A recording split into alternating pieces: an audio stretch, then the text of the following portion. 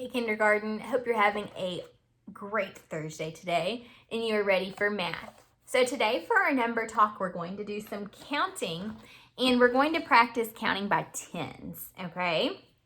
So we're going to practice counting forwards and backwards by tens. Let's start at 10 here and go forwards by tens. So whenever we count forwards by tens on the hundreds chart, all you have to do is just move down like this. Okay, so we have 10, 20, 30, 40, 50, 60, 70, 80, 90, 100. That is counting forwards by tens. Now you can continue going after 100. After 100, all that happens is you add on the word 100, but you start over. So if you're at 100, you say 110, 120, 130, 140, and you can keep going on, and every time you get to a new 100, just add that on and keep going. Let's just practice on going to 100 for now though, and if you're doing really good at that, you can practice going further, or you can do my next challenge, and that's counting backwards by tens. So let me show you how to count backwards by tens. You can start at 100 here and go backwards. 100, 90, 80, 70, 60, 50, 40, 30, 20, 10. Okay, that's counting backwards by tens. Let's practice one more time going forwards and one more time going backwards. Let's start with forwards. Ready? 10, 20, 30, 40, 50, 60, 70, 80, 90, 100. Now let's go backwards. Ready? 100, 90, 80, 70, 60, 50, 40, 30, 20, 10. Okay? How'd you do on your counting? If you're having trouble with it, that's okay. Keep practicing because the more you practice, the better you'll become. All right, let's look at our word problem for the day now. Here we have it. Okay, let's read together. Ready?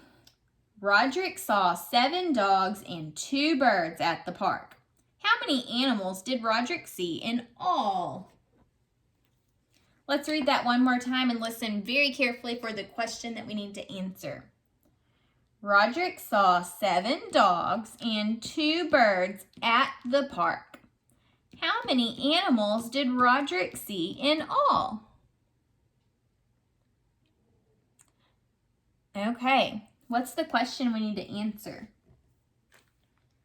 How many animals did Roderick see in all?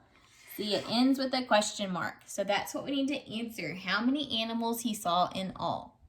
Now, let's read back through and listen for anything that you hear about animals that Roderick sees. Ready? Roderick saw 7 dogs and 2 birds at the park. What do you hear that's important in that sentence? 7 dogs and 2 birds. Those numbers tell us about the number of animals that he saw at the park. And remember, the question is asking us about the animals he saw at the park. It's asking us how many he saw in all. Okay, so now let's move on to our plan. We need to decide whether we're going to have to add or subtract. Think about what's happening. If Roderick sees 7 dogs and 2 birds, do we need to add to figure out how many he saw all together or in all? Or do we need to subtract? To figure out how many he saw in all, we're going to need to join the dogs and the birds together. When we join together, we are adding. So we're going to need to add to solve this problem. We're going to add the dogs and birds together. How many dogs did Roderick see? 7 dogs. He saw 7. So we need to do 7 plus how many birds? 2. So 7 plus 2 equals, when we add those together, we should be able to figure out how many he saw in all. Okay, to solve this problem the first time, I'm going to use a 10 frame. But before I solve it for you, I want you to press pause and see if you can figure out the answer on your own at home. So see if you can figure out how many animals did Roderick see in all. Press pause and do that now, and then when you have your answer, press play and we'll check it. Okay, so on my 10 frame, that's how I'm going to solve it first. I'm going to put out my 7 dogs. 1, 2, 3, 4, 5, 6, 7. So there are the 7 dogs, and then 2 birds. 1, 2. Now to figure out how many there were in all, we need to count them all together. So let's count. Or you may not even need to count because you're pretty good at subitizing now. You may be able to see the answer already without having to count these. Can you see what this answer is? Let's check it by counting.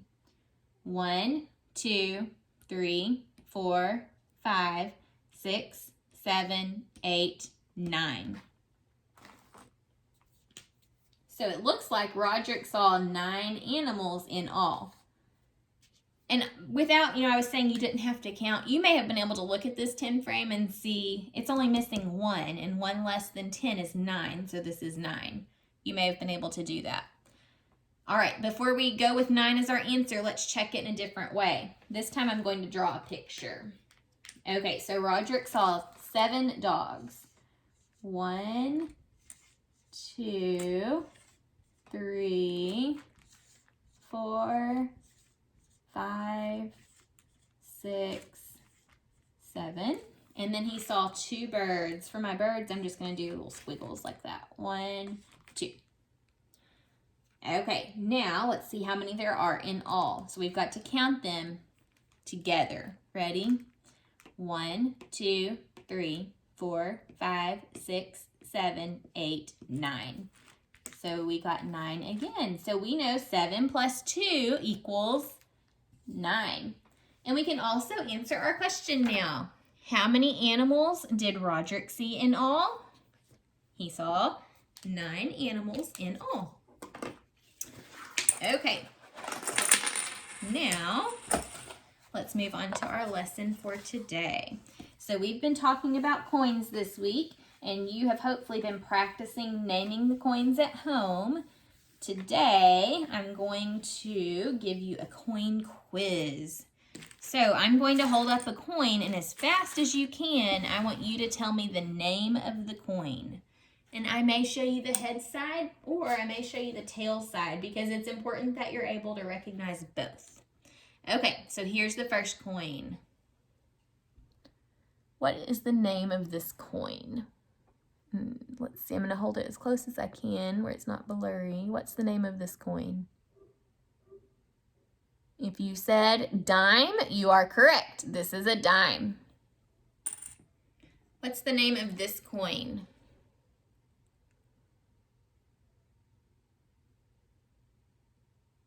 This is a quarter. What's this coin?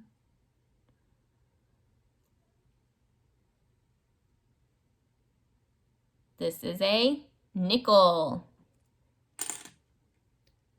What's the name of this coin? Penny. That one's easy, right? The only one that's brown is the penny. This is a penny. What's this coin?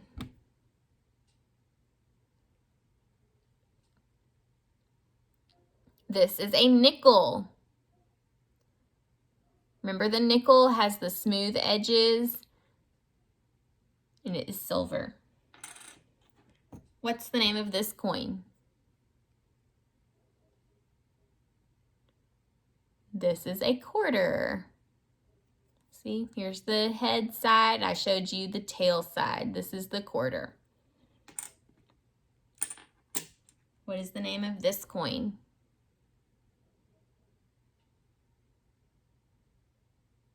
This is a dime.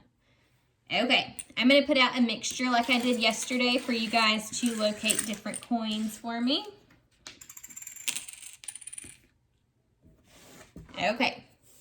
Take a look at my coins, and I know it may be hard to see. There's not much I can do, though, for you to see better. That's why it's important to practice at home this week for sure.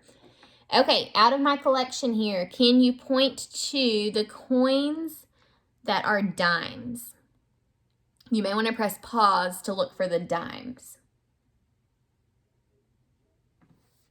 Here's a dime, and that is all. There's only one dime here on the board today. Okay, next, can you find the nickels?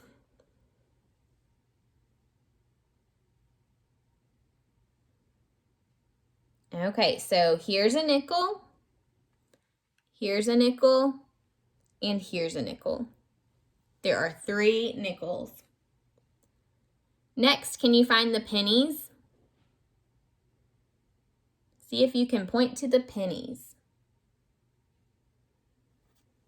Here's a penny, and here's a penny. There are, 2 pennies. One fell, so now there's just one. There are 2 pennies. Finally, can you find the quarters?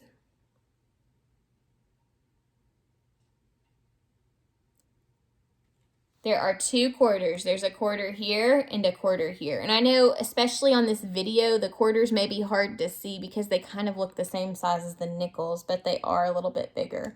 So there are 2 quarters.